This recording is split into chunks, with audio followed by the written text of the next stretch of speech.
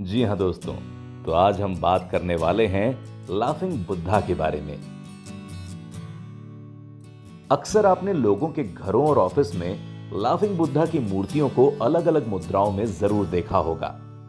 पोटली के साथ, टोकरी के साथ, दोनों हाथों को ऊपर किए, बहुत सारे हाथों वाला, हाथों में माला लिए, ऐसे कई अलग अलग आकार और प्रकार के लाफिंग बुद्धा को लोग अपने पास रखते हैं।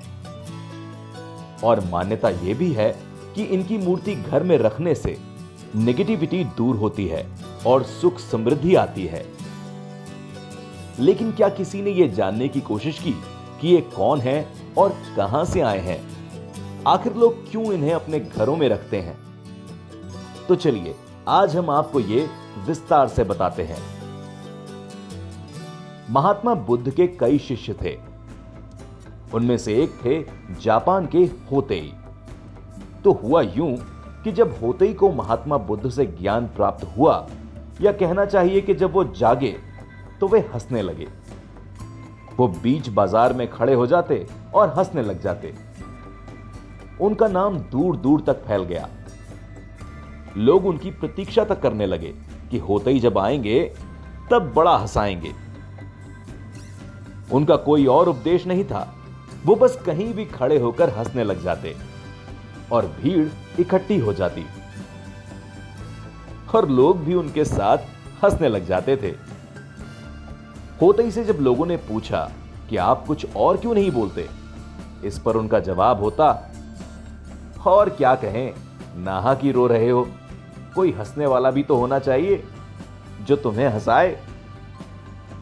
बस यही उपदेश देना चाहता हूं कि हंस लो, कोई कमी नहीं है, दिल खोलकर हंसो, सारा अस्तित्व हंस रहा है। तुम ही हो कि नाहक रो रहे हो, तुम्हारा रोना बिल्कुल निजी है। चांद, तारे, फूल, पक्षी सब हंस रहे हैं, तुम व्यर्थ में रो रहे हो। खोलो आंखें, हंस लो। मेरा कोई और संदेश नहीं है। लोग हंसते हंसते धीरे धीरे ये अनुभव करने लगे कि अब हम हंस सकते हैं, हम प्रसन्न हो सकते हैं। अकारण कारण की खोज ही गलत है। तुम जब तक कारण खोजोगे हंसने के लिए, तुम कभी भी नहीं हंस पाओगे। तुमने अगर सोचा कि जब कारण होगा तब खुश होंगे, तो तुम कभी भी खुश नहीं हो पाओगे। कारण तो दुख के होते हैं और सुख तो इंसान का स्वभाव होता है। होतेई के इन प्रयासों का लोगों पर जबरदस्त असर हुआ। लोगों ने यह महसूस किया कि अगर इंसान दिल खोल के हंसे, तो उसके जीवन की आधे से ज्यादा समस्याएं अपने आप ही समाप्त हो जाती हैं। खुश रहने से जीवन में आई नकारात्मक शक्तियों से मुक्ति मिल जाती है। यह देखकर होतेई ने अपने जीवन का एकमात्र उद्देश्य बनाया, लोगों को हंसाना और खुश देखना।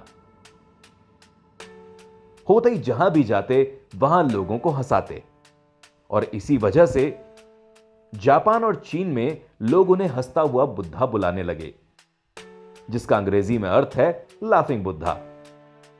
आगे चलकर बाकी बौद्ध गुरुओं की तरह ही लाफिंग बुद्धा के अनुयायियों ने भी उनके एकमात्र उद्देश्य को देश दुनिया में फैलाया। चीन में उनके अनुयायियों ने इस कदर प्रचार किया कि वहां के लोग लाफिंग बुद्धा को भगवान मानने लगे। वहां लोग इनकी मूर्ति को गुड लक के तौर पर घरों में रखने लगे।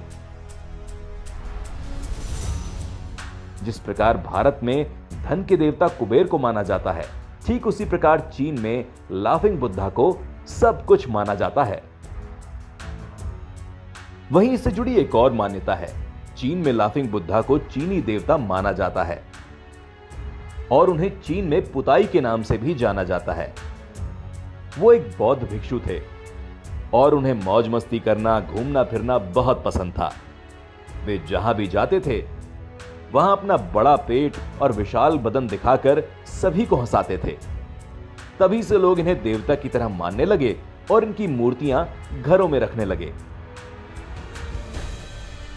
आशा है लाफिंग बुद्धा का ये एपिसोड आपको पसंद आया होगा। अगर आपने अभी तक चैनल को सब्सक्राइब नहीं किया है तो हंसते हंसते ऐसा जरूर करें। धन्यवाद।